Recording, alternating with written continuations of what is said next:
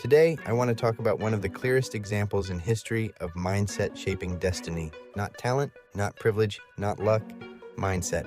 Frederick Douglass was born into slavery. He was denied education, freedom, and identity, and yet he became one of the most influential thinkers, writers, and leaders of his time. His power was not physical strength. It was not position. It was not circumstance. It was self-made enlightenment, the discipline to shape his own mind before the world ever changed around him. Frederick Douglass understood something most people never fully grasp. Before chains are physical, they are mental. As a child, Douglass was forbidden from learning to read. His enslavers understood something dangerous. An educated mind cannot be controlled forever. When Douglass overheard his master say that teaching a slave to read would ruin him, something clicked. That moment became a turning point. He realized that ignorance was not accidental, it was intentional. And from that point forward, he made a decision that would define his life. If freedom could not be given, it would be built internally first. Douglass did not wait for ideal conditions. He did not wait for approval. He did not wait for fairness. He practiced discipline in the smallest ways available to him. He learned letters secretly. He traded bread for reading lessons. He studied discarded newspapers. He listened carefully. He observed language, argument, and logic. This is a powerful Rohn lesson. You don't need perfect conditions to improve yourself. You need commitment to growth.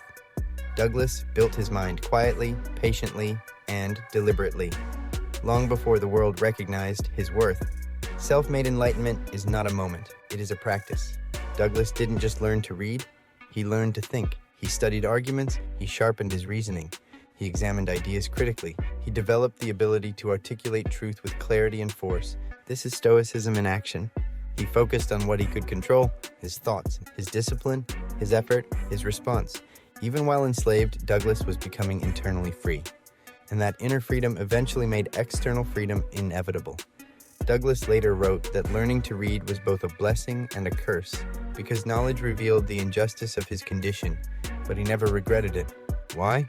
Because truth, even when painful, is preferable to ignorance.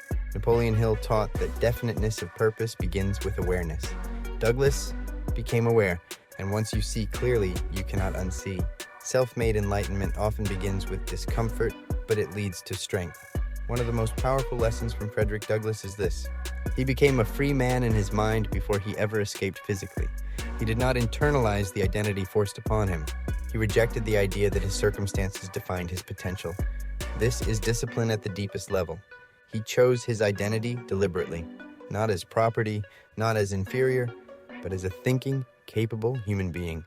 That decision shaped every action that followed. Once free, Douglass did not retreat into comfort. He spoke, he wrote, he debated, he challenged powerful institutions with clarity and calm authority. Because self-made enlightenment carries responsibility, when you sharpen your mind, you are no longer allowed to stay silent in the face of falsehood. Douglass's discipline showed in his words. Measured, logical, direct, unshakable. He proved that a disciplined mind can outmatch brute force. Most people are not physically enslaved, but many are mentally undisciplined, distracted, unfocused, reactive, unintentional.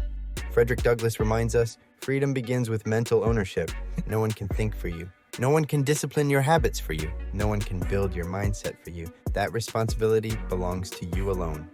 Today, self-made enlightenment looks like choosing learning over entertainment, choosing discipline over comfort, choosing reflection over reaction, choosing long-term growth over short-term relief.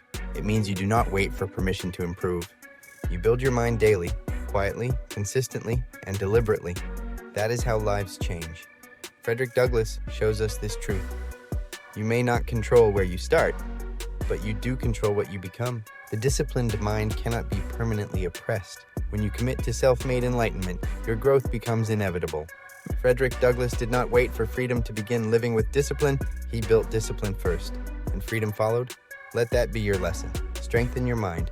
Choose growth daily. Refuse mental chains, because when your mindset changes, everything else eventually follows.